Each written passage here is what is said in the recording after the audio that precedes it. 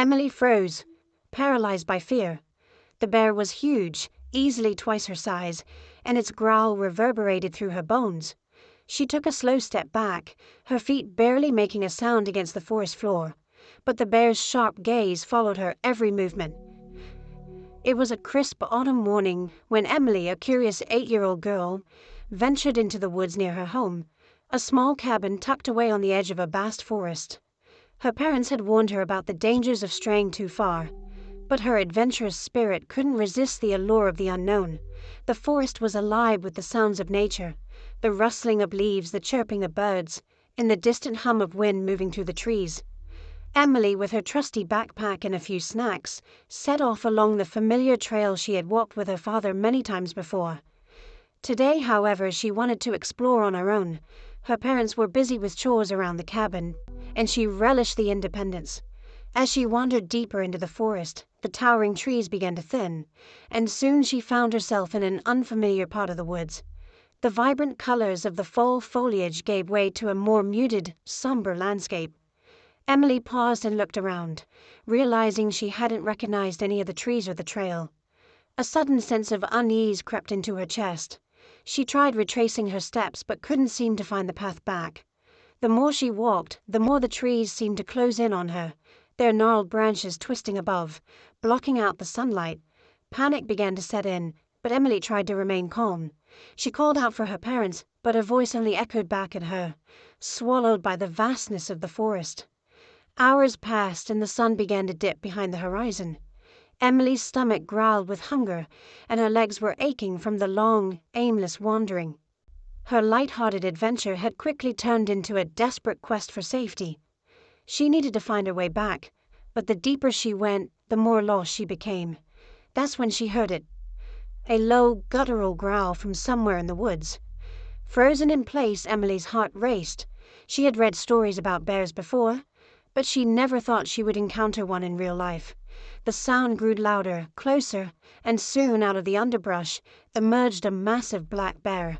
Its fur was thick and glossy, its eyes glinting with a wild, untamed intensity. Emily froze, paralyzed by fear. The bear was huge, easily twice her size, and its growl reverberated through her bones. She took a slow step back, her feet barely making a sound against the forest floor, but the bear's sharp gaze followed her every movement. Emily's mind raced for a way to escape, but the reality of the situation was clear. There was no escape. She was alone, deep in the forest, with a bear closing in. The bear's growl softened for a moment, and to Emily's surprise it didn't lunge at her. Instead, it seemed to be studying her, its eyes narrowing in curiosity rather than aggression. She didn't move, terrified that any sudden action might provoke it.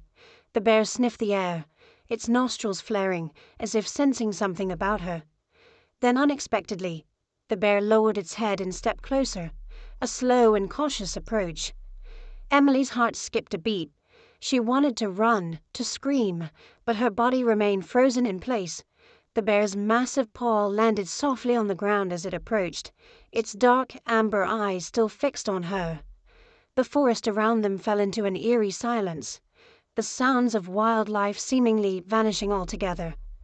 As the bear got closer, Emily noticed something even more surprising. The bear's eyes softened and it made no move to harm her. It was almost as if the animal was trying to communicate something, a kind of unspoken understanding between them. Emily could hardly believe what was happening. She had heard stories about animals sensing danger, but this was beyond anything she could have imagined. The bear lowered its head further, and Emily, unsure of what else to do, slowly reached out her hand toward it. Her movements were tentative, but the bear didn't pull away.